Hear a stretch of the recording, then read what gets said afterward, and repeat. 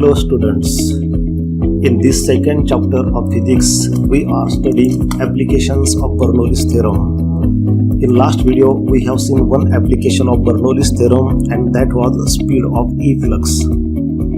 मागच्या व्हिडिओमध्ये आपण बर्नौलीज थेरमचं एक ॲप्लिकेशन पाहिलेलं आहे, ते होतं speed of efflux. Speed of efflux म्हणजे काय, तर एखाद्या टाकीला छोटंसं छिद्र असेल बॉटमला, तर त्या छिद्रातून बाहेर पडणाऱ्या पाण्याच्या स्पीडला म्हणतात speed of efflux. In today's video we are going to study one more application of Bernoulli's theorem and that is Venturi tube or Venturi meter, which is also called as Venturi flow meter. What are the parts of Venturi flow meter? See this block diagram of Venturi tube or Venturi meter. Venturi tube consists of converging section of a pipe. Actually it consists of three different parts: middle part, left hand side part and right hand side part. Left hand side part is called as the converging section or converging cone. Middle part is called as throat or constriction and right hand side part is called as diverging part. Converging section of pipe increases the flow velocity and decreases pressure, from which flow rate of the fluid is determined using Bernoulli's equation. आता हे बर्नौलीच्या equation वरती काम करते आणि Bernoulli's principal आपण मागच्या व्हिडिओमध्ये पाहिलेलं आहे.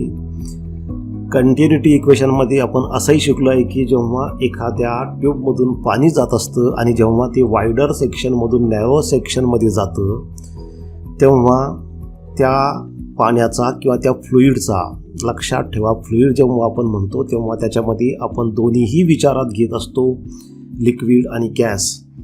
तर जे काय फ्लुईड त्या पाईपमधून जातं ते वायडर सेक्शनमधून जेव्हा नॅरो सेक्शनमध्ये जातं तेव्हा त्याची व्हेलॉसिटी वाढते आणि प्रेशर कमी होतं. नॅरो सेक्शनमध्ये गेल्यानंतर व्हेलॉसिटी वाढते आणि प्रेशर कमी होतं, हे बर्नौलीज थेरममध्ये सांगितलेलं आहे.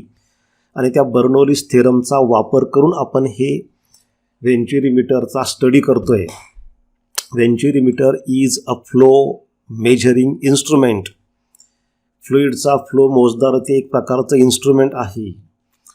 तीन पार्ट्स मी तुम्हाला सांगितले: converging cone, middle is called as throat and this right hand side part is called as the diverging section. या फिगरमध्ये क्वांटिटीज दाखवलेल्या आहेत, त्या कोणत्या कोणत्या आहेत. A1 is area of cross section of wider section of this venturi meter.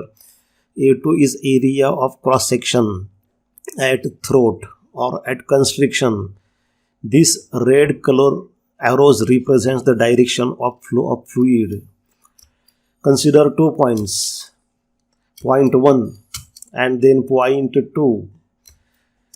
Point 1 is in a wider region of Venturi tube while point 2 is in a narrow region of Venturi tube. V1 is speed of flow at point 1 means in a wider section and V2 is speed in narrow section of this Venturi tube. Also suppose P1 is pressure at this wider region at point 1 and P2 is pressure at this narrow region at point 2. आपल्याला माहिती आहे की pressure दोन्ही वेगळे असणार आहेत. Bernoulli's इक्वेशननुसार जेव्हा हे फ्लुईड वायडर रिजनमधून नॅरो रिजनमध्ये जातं तेव्हाही व्हेलॉसिटी वाढणार आहे V2, त्याच्यामुळे प्रेशर कमी होणार आहे. त्यामुळे साहजिकच आहे नॅरो सेक्शनमध्ये या फ्लुईडचं जे P2 प्रेशर आहे ते P1 पेक्षा कमी आहे, म्हणजे या दोघांमध्ये प्रेशर डिफरन्स आहे.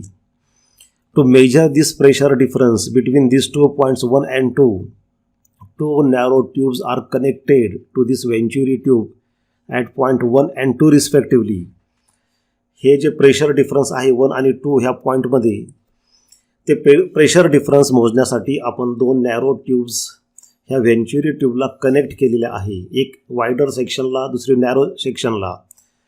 P2 हे प्रेशर कमी आहे कारण तिथं स्पीड जास्त आहे, म्हणून ह्या वरच्या ट्यूबमध्ये तुम्हाला लिक्विडची हाईट जी दिसते ती कमी केलेली दिसते. पण ह्या वायडर सेक्शनमध्ये स्पीड कमी आणि प्रेशर जास्त आहे म्हणून हे लिक्विड वर गेलेलं आहे. लक्षात घ्या, फ्लुईडमध्ये एखाद्या पॉईंटचं प्रेशर जे असतं ते त्या पॉईंटच्या वर असलेल्या लिक्विड कॉलमच्या हाईटवर डिपेंड असतं. एच रो जी हा प्रेशरचा फॉर्म्युला आहे. H means height, rho means density, G means acceleration due to gravity.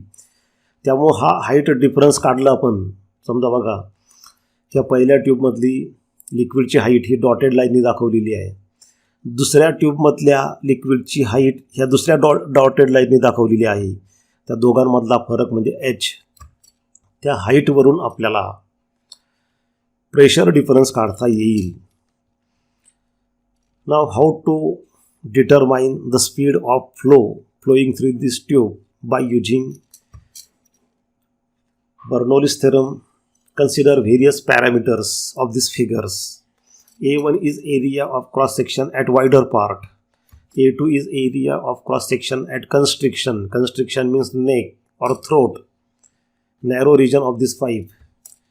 V1 is speed at A1 in a wider region. As region is wider, speed will be less. V2 is speed at A2. A2 is a small, narrow region, therefore speed will increase. P1 is pressure at A1. Pressure P1 will be more because speed is less.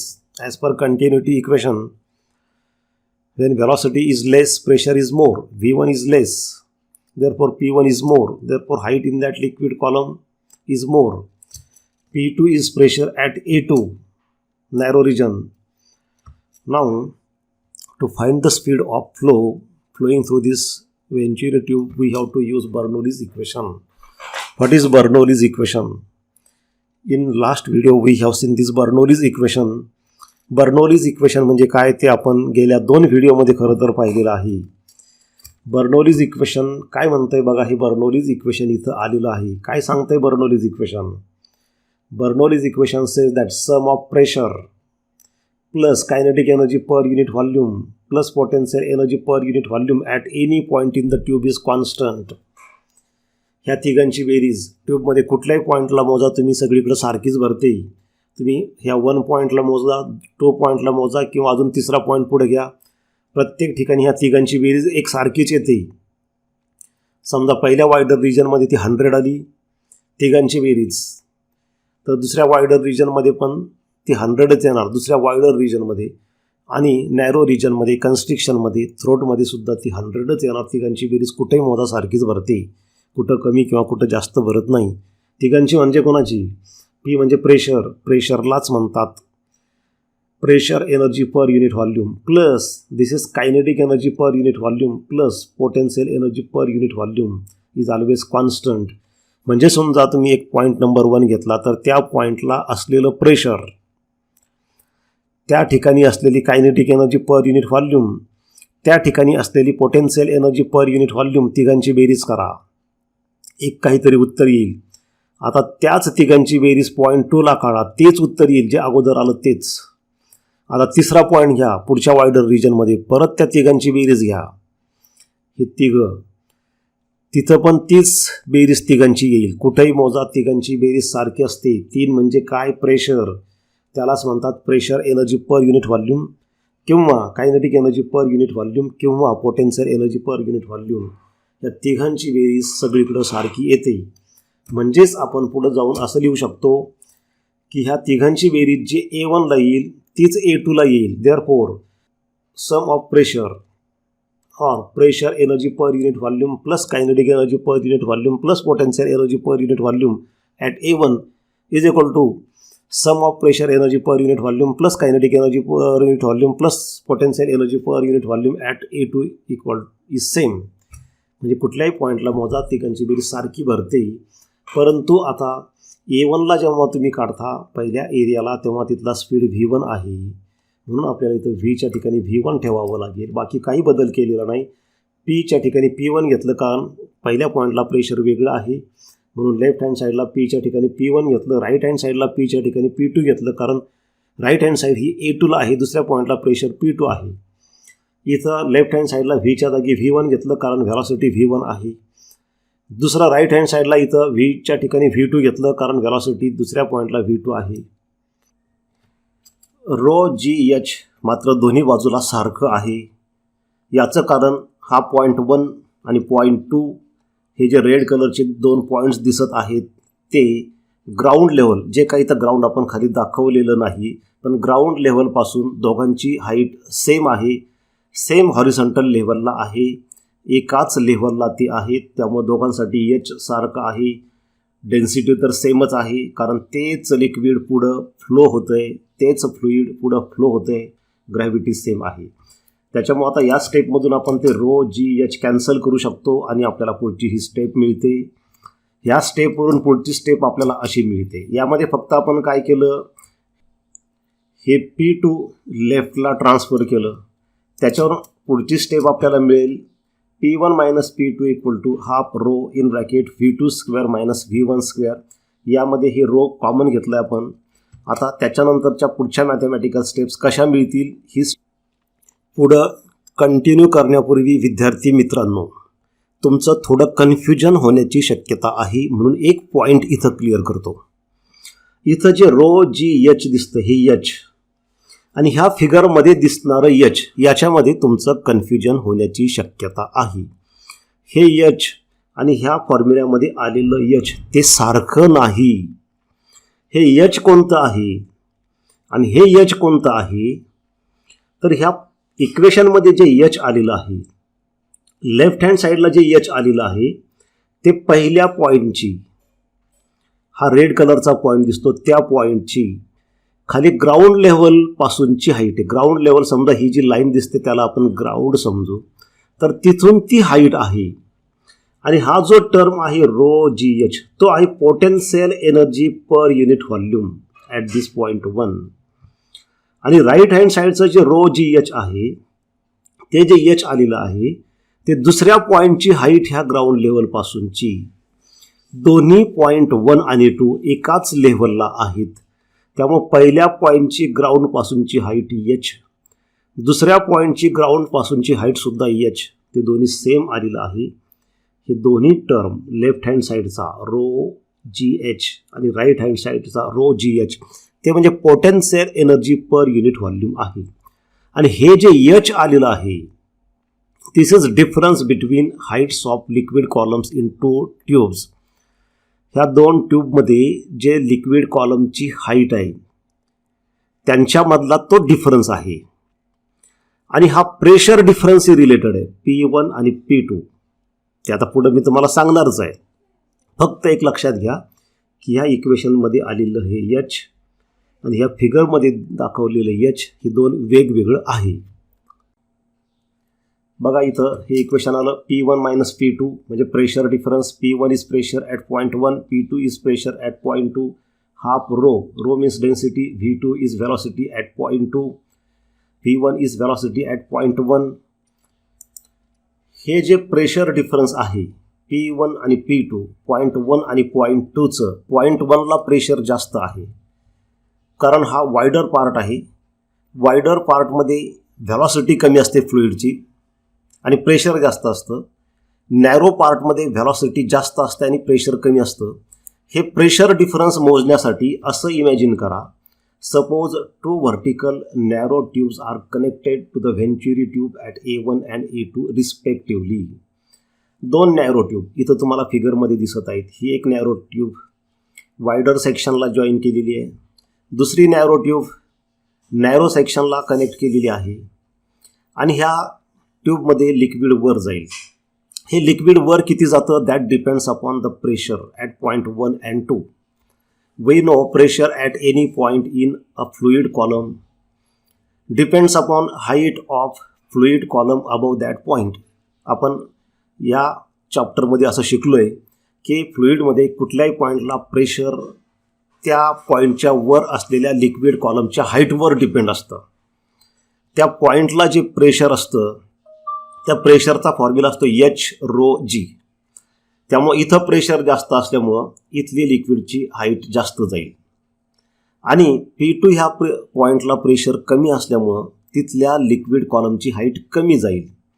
हा जो difference असेल दोन liquid कॉलमच्या हाईटमधला H, त्याच्याहून आपल्याला pressure difference काढता येतं. कसं काढता येतं तुम्हाला मी 1-2-3 स्टेप्स इथं घेऊन. हे जे pressure difference P1 minus P2 असेल त्याचा फॉर्म्युला येईल H rho G. H means difference between heights of liquid columns in two narrow tubes. तो कसा आहे तो इथं बघा 2-3 स्टेप्स मी तुम्हाला घेऊन दाखवतो. पहा, समजा हा जो पहिला पॉईंट आहे त्याच्यावर ह्या नॅरो ट्यूबमध्ये H1 इतक्या हाईटला लिक्विड गेलेलं आहे. ह्या पॉईंट 1 म्हणजे हा जो रेड कलरचा डॉट तुम्हाला दिसतोय फिगरमध्ये त्याच्यापासून वरपर्यंत ह्या नॅरो ट्यूबच्या अपर सरफेसपर्यंत H1 इतक्या हाईटपर्यंत लिक्विड गेलेलं आहे. तर ह्या पॉईंटचं प्रेशर होईल H1 rho g. आणि दुसरा पॉईंट आहे 2, तिथं प्रेशर कमी आहे, त्याच्यावर लिक्विड गेलेलं ह्या हाईटपर्यंत, समजा ती हाईट H2 आहे, तर ह्या पॉईंटचं प्रेशर असेल H2 rho g. म्हणजे इथं ह्या स्टेप्समध्ये सांगितल्याप्रमाणे तर दोघांमधला फरक होईल P1 minus P2 equal to H1 rho g minus H2 rho g. H1 rho g म्हणजे ह्या पहिल्या पॉईंटचं प्रेशर, कारण त्याच्यावर H1 इतक्या हाईटपर्यंत लिक्विड वर गेलेलं आहे. आणि H2 rho g हे जे H2 rho g दिसत आहे ते दुसऱ्या पॉईंटचं प्रेशर, कारण त्याच्यावर H2 इतक्या हाईटपर्यंत गेलेलं आहे. दोघांमधला डिफरन्स P1 मायनस P2, तर ते होईल H1 rho g minus H2 rho g. rho g common आहे, H1 मायनस H2. आता हे H1 minus H2 means difference between the heights of liquid columns in two tubes, त्याला आपण H घेऊ. म्हणजेच P1 minus P2 equal to that is pressure difference at 2 points is equal to H rho g. H means difference between the heights of liquid columns in two tubes. म्हणजे formula आला H rho g, ते आपण आता इथं लिहू P1 minus P2 equal to H rho g. This is pressure difference at point 1 and at point 2. विद्यार्थी मित्रांनो, हा पहिला पॉईंट आणि दुसरा पॉईंट याच्यामध्ये जे प्रेशर डिफरन्स आहे त्याचा फॉर्म्युला आला.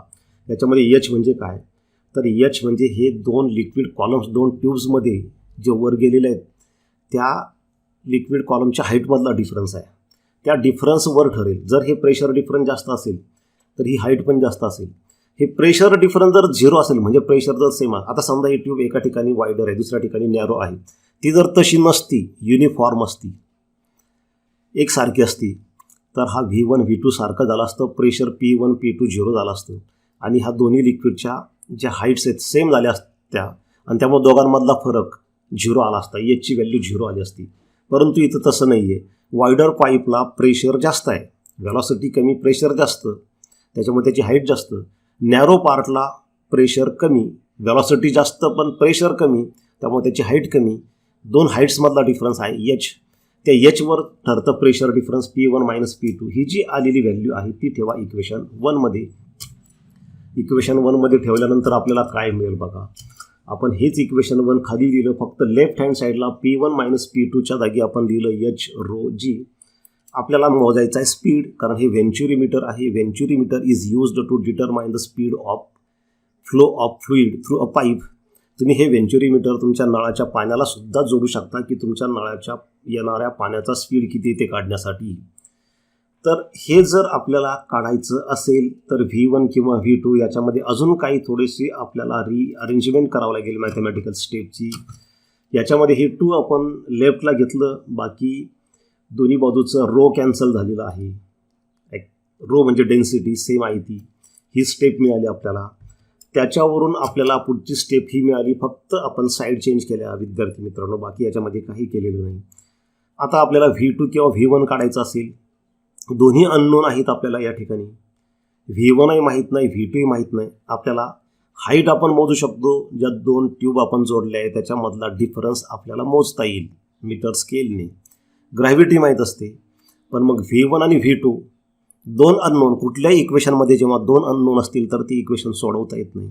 म्हणून आपण आता इक्वेशन ऑफ कंटिन्युटीचा आधार घेऊ. By using equation of continuity we can write. आपल्याला माहिती आहे what is equation of continuity. Equation of continuity states that product of area of cross section and velocity at that point remains constant. म्हणजे A1 V1 is equal to A2 V2. म्हणजे point 1 तुम्ही घेतला आहे, तिथला area A1, त्याची velocity V1, दोघांचा product घ्या. नंतर दुसरा पॉईंट घेतला, तिथला एरिया A2, तिथली व्हेलॉसिटी V2, दोघांचा प्रॉडक्ट घ्या. तो सेम येतो. इथं मोजा, इथं मोजा, इथं मोजा, कुठेही मोजा पाईपमध्ये. पाईप कितीही नॅरो असू द्या, वाईडर असू द्या, प्रत्येक पॉईंटला तिथं असलेला एरिया ऑफ क्रॉस सेक्शन आणि तिथं असलेला फ्लुइडचा स्पीड दोघांचा प्रॉडक्ट सेम येतो, कॉन्स्टंट येतो. म्हणजेच A1 V1 is equal to A2 V2. Now by using equation 2 and 3 together we can determine V1 और V2. दोन इक्वेशनचा एकत्रितपणे वापर करून आपण व्हेलॉसिटी काढू शकतो. तुम्हाला वायडर पार्टला पाहिजे असेल V1 काढता येईल. याच्यामध्ये काय करायचं, समजा तुम्हाला V1 काढायचं असेल, आता V2 माहिती नसतं, दोन अननोन आहेत, मग याच्यावरून V2ची व्हॅल्यू ठेवायची. फक्त तुम्हाला एरिया मोजावं लागेल A1 A2. आणि इथं V2च्या जागी तुम्ही याच्यावरून व्हॅल्यू ठेवली की V2 राहत नाही.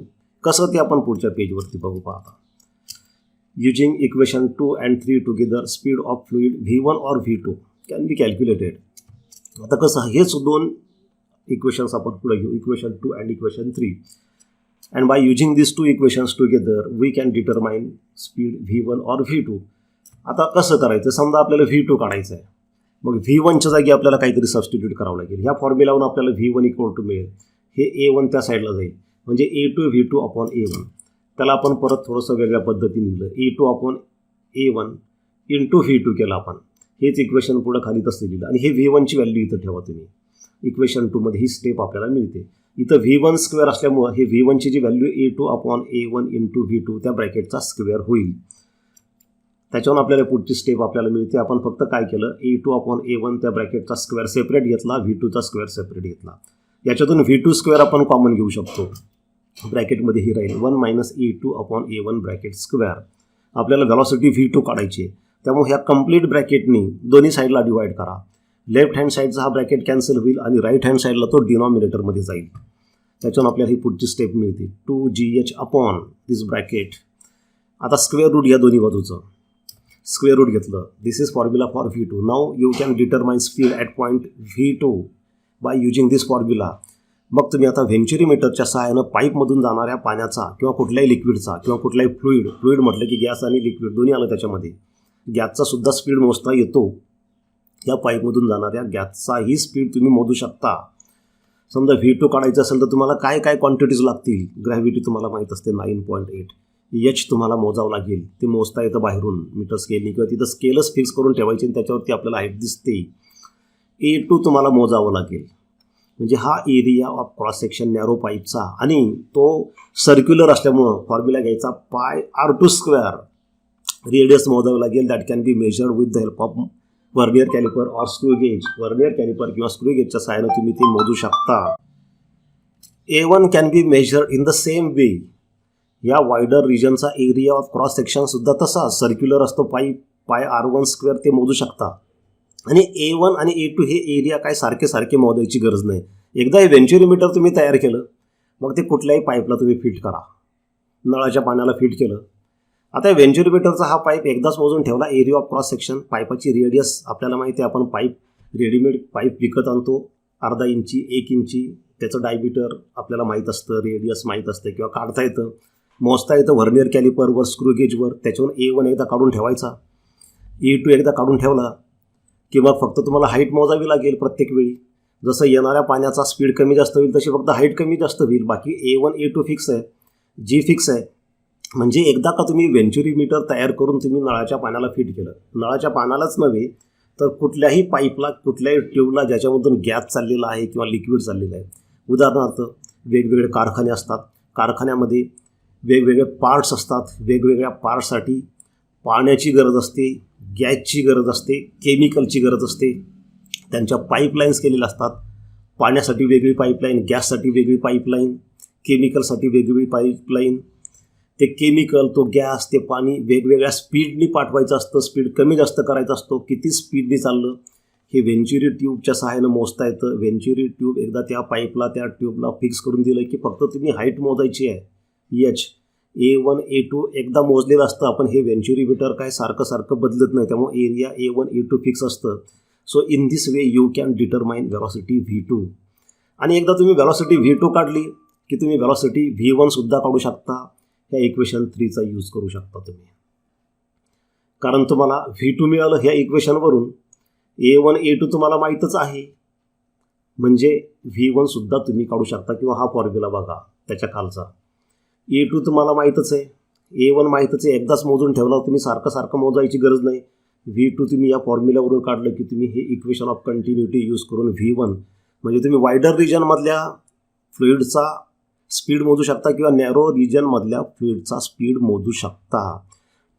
So this was about venturi meter which is used to measure speed of fluid flowing through the pipe. It works on the principle of Bernoulli's theorem.